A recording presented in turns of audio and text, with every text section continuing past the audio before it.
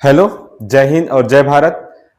SBIT tutorial पे आप सभी साथियों का स्वागत है। पिछला वीडियो में मैंने इस बात को कहा था कि मैं जल्दी शिमला समझौता के बारे में दूसरा वीडियो लेकर आऊंगा। जैसा कि पिछला समझौता में हम बात कर रहे थे पहलगाम हमले के बारे में, तो पहलगाम हमले के कारण भारत ने जो कड़े रुख अपनाए थे उसके अगेंस्ट में पाकिस्तान ने बौखलाहट में कुछ कुछ बातें कही थी। जैसे अटारी बॉर्डर को बंद कर देना, वो तो हम पहले ही बंद कर चुके थे, भारत सरकार पहले ही अटारी बॉर्डर को बंद कर चुकी थी। और भारतीयों का वीजा रद्द कर देना। अब कौन भारतीय पाकिस्तान में जाके रह रहा है ये तो हम नहीं जानते। हाई कमीशन को वापस भेज देना के लिए वो भी बोल रहा है। तो भारत और पाकिस्तान के बीच इन्हीं कड़वाहट में और बौखलाहट में पाकिस्तान ने एक और कड़ा फैसला, एक और कड़ा धमकी या फिर कहें गिदर धमकी भारत को दिया था, और वो था शिमला समझौता को रद्द कर देना। तो हम समझते हैं कि शिमला समझौता क्या है। यह समझौता भारत और पाकिस्तान के बीच शिमला में हुआ था, इसलिए इस समझौता का नाम शिमला समझौता रखा गया। यह समझौता 1972 में हुआ था। इस समझौता में जुल्फिकार अली भुट्टो जो कि राष्ट्रपति थे पाकिस्तान के, और श्रीमती इंदिरा गांधी जो कि प्रधानमंत्री थी भारत के, इन दोनों के बीच ये बैठक, ये समझौता किया गया। अब इसके बारे में कुछ और जानते हैं। इस बैठक के लिए जुल्फिकार अली भुट्टो अपनी बेटी बेनजीर भुट्टो के साथ भारत में 28 जून को आ चुकी थी। लगभग 5 दिनों की इस बैठक में भारत और पाकिस्तान किसी भी एक निर्णय तक नहीं पहुंच पा रहे थे। अचानक एक निर्णय पे पहुंचे। अब इस समझौता की पृष्ठभूमि को जरा देख लेते हैं कि आखिर ये शिमला समझौता करने की नौबत क्यों आई और कौन सी ऐसी घटना हुई जिसके बाद ये शिमला समझौता को किया गया। चलिए आगे चलते हैं, शिमला समझौता की पृष्ठभूमि को देखते हैं। सन 1970 में पाकिस्तान में एक आम चुनाव होता है, जैसे भारत में होता है उसी तरह पाकिस्तान में 1970 में एक आम चुनाव होता है। उस समय पाकिस्तान एक नहीं दो था। एक था पश्चिमी पाकिस्तान जो कि मुख्य पाकिस्तान है, और दूसरा पूर्वी पाकिस्तान जो आज का बांग्लादेश है। उस समय पश्चिमी पाकिस्तान और पूर्वी पाकिस्तान ये दोनों एक ही थे। इन दोनों का चुनाव एक होता था, इन दोनों का प्रधानमंत्री, राष्ट्रपति सभी एक होते थे। तो 1970 के उस चुनाव में पूर्वी पाकिस्तान से शेख मुजीबुर रहमान, जिनका पार्टी अवामी लीग था, अवामी लीग पार्टी से शेख मुजीबुर रहमान ने बहुत ही बड़ा बहुमत लाया। संसद के 300 सीटों में से 167 सीट मुजीबुर रहमान के पार्टी अवामी लीग को आया। इस हिसाब से अगर आप बहुमत सिद्ध करने के लिए 50% के साथ बस एक और सीट चाहिए होता है। जैसे अगर 300 सीटें हैं तो 151 सीट में आप बहुमत सिद्ध कर पाते हैं और आप वहां पे सत्ता में आ सकते हैं, सरकार बना सकते हैं। जब शेख मुजीबुर रहमान ने पाकिस्तान में जाकर अपनी सरकार बनाने का दावा करता है तो पाकिस्तान की सेना प्रमुख और पाकिस्तान का वहां का सत्ता इस बात को एक्सेप्ट नहीं करती है। उनको यह बात कतई मंजूर नहीं था कि पूर्वी पाकिस्तान का कोई नेता पूरे पाकिस्तान का प्रधानमंत्री या फिर पूरे पाकिस्तान की सत्ता को चलाए। इसी कारण पाकिस्तान ने शेख मुजीबुर रहमान को और उनके पार्टी अवामी लीग को वो सत्ता देने से इनकार करती है। अब पूर्वी पाकिस्तान और पश्चिमी पाकिस्तान में इतना मतभेद क्यों है, इसके बारे में देखते हैं। पूर्वी पाकिस्तान और पश्चिमी पाकिस्तान के विवाद का कारण को समझते हैं। सबसे पहला 1970 का चुनाव का नतीजा, जिसमें पूर्वी पाकिस्तान का कोई नेता इतना बड़ा बहुमत लेकर आ गया कि वो सत्ता बना सके, पहला कारण। दूसरा कारण भाषा का विवाद। अगर हम भाषा के हिसाब से देखें तो पश्चिमी पाकिस्तान जो अभी का वर्तमान पाकिस्तान है, वहां पे सिंधी बोली जाती है, अरबी बोली जाती है, उर्दू बोली जाती है और पंजाबी भी बोली जाती है। लेकिन पूर्वी पाकिस्तान में अधिकतर लोग, मैक्सिमम लोग यहां पे बंगाली बोलते थे, जिसके कारण इन दोनों के बीच हमेशा विवाद रहा है संस्कृति को लेकर भी। पूर्वी पाकिस्तान का रहन सहन, खान पान, बोल चाल और संस्कृति पश्चिमी पाकिस्तान के लोगों से एकदम भिन्न थी। यह भी एक विवाद का कारण रहा है। एक और बात है, पाकिस्तानी सेना का सत्ता परिवर्तन से खौफ था, क्योंकि पाकिस्तान में आप आए दिन देखते होंगे वहां पे डेमोक्रेसी है, फिर भी जनता द्वारा चुने गए प्रतिनिधि के छोड़कर वहां के सेना प्रमुख का सत्ता पर ज्यादा दखल अंदाजी रहता है। तो ये भय था कहीं ना कहीं पाकिस्तानी सत्ता में अगर मुजीबुर रहमान आ जाते हैं तो पाकिस्तान में जो सेना का वर्चस्व है वो घट जाता। इस भय के कारण भी मुजीबुर रहमान को वो सत्ता नहीं दिया गया। तीसरा कारण पे सांस्कृतिक असमानता तो है ही, उसके बाद आर्थिक असमानता भी है। जो रिसोर्सेस पश्चिमी पाकिस्तान को दिया जाता है वो रिसोर्सेस अभी के बांग्लादेश यानी पूर्वी पाकिस्तान को नहीं दिया जाता था, और ये संसाधनों में भी असमान वितरण होता था, जिसके कारण शेख मुजीबुर रहमान को सत्ता में आना बहुत जरूरी था ताकि थोड़ी समानता आ सके और पूर्वी और पश्चिमी पाकिस्तान के लोग एक साथ प्रगति कर सके, विकास कर सके।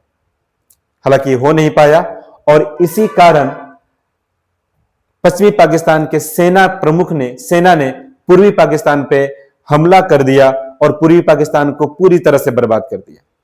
यूं कहें कि वहां के औरतों, बच्चों या फिर नौजवानों को एकदम नहीं छोड़ा गया, कत्लेआम किया गया, मान हानि की गई। बहुत सारी ऐसी घटनाएं हैं जिसको बताना भी शर्मनाक लगता है। ऐसी घटनाएं पाकिस्तान की सेना ने पूर्वी पाकिस्तान के आवाम के साथ या अपने देश के आवाम के साथ, अपने देश के बेटियों के साथ, औरतों के साथ ये घिनौना हरकत किया, जिसके बाद शेख मुजीबुर रहमान और उनके अवामी लीग के लोग बौखला उठे और उन्होंने इसका विरोध किया, और इसके विरोध में मुक्ति वाहिनी का गठन किया, और इस मुक्ति वाहिनी के समर्थन के लिए भारतीय आर्मी सामने आई और भारतीय आर्मी ने मुक्ति वाहिनी का समर्थन किया। अब आगे देखते हैं। 3 दिसंबर से 16 दिसंबर तक ये युद्ध चला।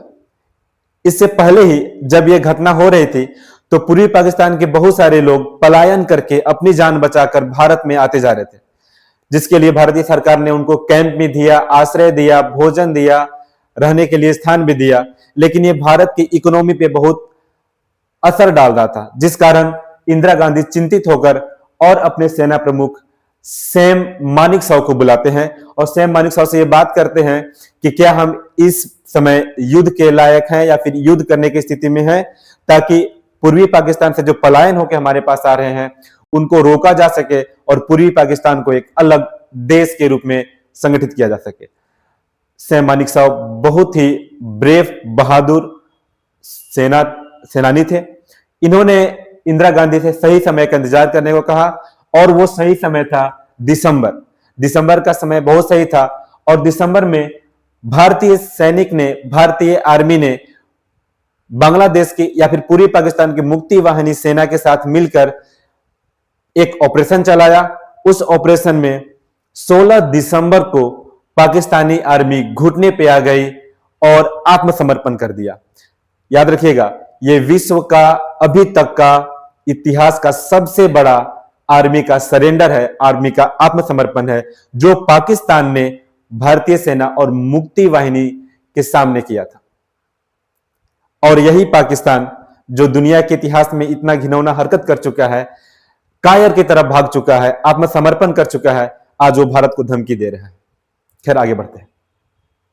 देखिए किस तरह से सर झुकाए हुए सभी पाकिस्तान के आर्मी है, इस तरह से हथियार भी डाल दिए हैं अपने पाकिस्तान के आर्मी, और 93,000 पाकिस्तान के आर्मी, 1, 2,000, 10,000, 20,000 की बात नहीं है, 93,000 पाकिस्तान के आर्मी ने भारतीय आर्मी के सामने और पूर्वी पाकिस्तान के मुक्ति वाहिनी के सामने आत्मसमर्पण किया, अपने हथियार डाले और आत्मसमर्पण के पत्र पे साइन भी किया। आत्मसमर्पण के पत्र पे पाकिस्तान का जनरल अब्दुल्ला खान नियाजी थे, जिन्होंने आत्मसमर्पण किया भारत के जगजीत सिंह अरोड़ा के सामने। इस समर्पण के बाद भारत और पाकिस्तान के बीच रिश्तों में तनाव और बढ़ गया, और उस समय इंदिरा गांधी के शक्ति का पूरा विश्व लोहा मानने लगा। जैसा कि आप जानते हैं कि अगर पाकिस्तान को 2 हिस्सों में तोड़ने का कारनामा कोई की थी तो इंदिरा गांधी थी। खैर इसके आगे देखते हैं समर्पण के बाद क्या हुआ। समर्पण के बाद एक समझौता किया गया ताकि दोनों देशों के बीच के रिश्ता को थोड़ा सा सुधारा जा सके, और इस रिश्ता को सुधारने के लिए भारत और पाकिस्तान के बीच शिमला में इस समय एक समझौता के लिए बैठक बुलाई गई। उस समझौता में भारत की ओर से इंदिरा गांधी और पाकिस्तान की ओर से उसके राष्ट्रपति जुल्फिकार अली भुट्टो अपनी बेटी बेनजीर भुट्टो के साथ शामिल हुए थे। बाद में बेनजीर भुट्टो पाकिस्तान की 2 बार प्राइम मिनिस्टर भी बनी। खैर आगे देखते हैं इस समझौता में क्या क्या तय किया गया। इस समझौता के तहत पाकिस्तान के 93,000 युद्ध बंदियों को जिन्होंने सरेंडर किया था, आत्मसमर्पण किया था भारत के सामने, भारत की आर्मी के सामने, उनको रिहा किया गया, पहला पॉइंट। दूसरा, भारत ने युद्ध में जीती हुई लगभग 5600 वर्ग मील भूमि, जो कि पश्चिमी पाकिस्तान के सीमा रेखा के पास भारत घुस चुका था और लगभग 5600 वर्ग मील भूमि को हथिया चुका था भारत, उसको भी वापस करना पड़ा बिना किसी शर्त के। तीसरा, 16 दिसंबर तक सेना जिस स्थिति में थी उसी स्थिति में आ जाएगी और उसी सीमा को अंतरिम सीमा रेखा भी माना जाएगा। अगला देखते हैं, पूर्वी पाकिस्तान को पाकिस्तानी सत्ता से मुक्त कर दिया जाएगा और बांग्लादेश के नाम से एक नया देश का गठन किया जाएगा और पूर्वी पश्चिमी पाकिस्तान उसको मान्यता भी देगी, जो आज बांग्लादेश हमारे सामने है। उसके बाद दोनों देशों के बीच सीमा विवाद में कोई भी तीसरा संगठन का हस्तक्षेप नहीं रहेगा, ना ही यूएस का रहेगा, अमेरिका आएगा, ना ही यूएन जाएगा, किसी भी तीसरा देश संगठन का कोई हस्तक्षेप ना हो। इस समझौता में इस बात को भी कहा गया था, लेकिन पाकिस्तान इस बात को मानता नहीं है और बार बार कभी कटोरा लेकर चाइना के पास, कभी अमेरिका के पास दौड़ते रहता है। नेक्स्ट पॉइंट, पाकिस्तान भी भारत के कुछ सैनिकों को जो युद्ध बंदी बनाया था उसको रिहा कर देगा, हालांकि बहुत कम थे, ज्यादा थे नहीं। इस समझौता में भारत के हाथ में क्या आया यह जानना बहुत मुश्किल है। बांग्लादेश का जन्म भारत की मदद से 1971 में हुआ और आज वही बांग्लादेश भारत को भी आंखें दिखा रहा है। जिस पाकिस्तान की लगभग 1 लाख सेना भारत के सामने हथियार डाल चुके, आत्मसमर्पण कर दिया, वो पाकिस्तान भी हमें धमकी दे रहा है। लगभग 5 दिन चली इस बैठक में पता नहीं किस दबाव में, किस प्रेशर में, कौन सा अंतरराष्ट्रीय प्रेशर इंदिरा गांधी के ऊपर आया, भारत के प्रधानमंत्री के ऊपर आया कि 5 दिनों के बाद इस बैठक में जो 2 जुलाई के आधी रात को फैसला लिया गया वो बिल्कुल भारत के हक में नहीं था, क्योंकि हम जीत सब कुछ चुके थे और हमें वही सब कुछ जीता हुआ वापस देना पड़ा। कहीं ना कहीं भारत के सैनिकों के बलिदान के साथ, उनके जान के साथ धोखा था और विश्वासघात था। भारत ने सब कुछ दे दिया। इसे भारत की दिलेरी कहें, दरिया दिली कहें या बेवकूफी, ये बात को समझना एकदम मुश्किल है और कुछ भी समझ से परे है। अगर आपको ये बातें, अगर आपको ये वीडियो पसंद आई हो, अच्छा लगा हो, तो हमारे चैनल SBIT ट्यूटोरियल को लाइक करें, शेयर करें, सब्सक्राइब करें और बेल आइकन दबाना न भूलें। जय हिंद, धन्यवाद।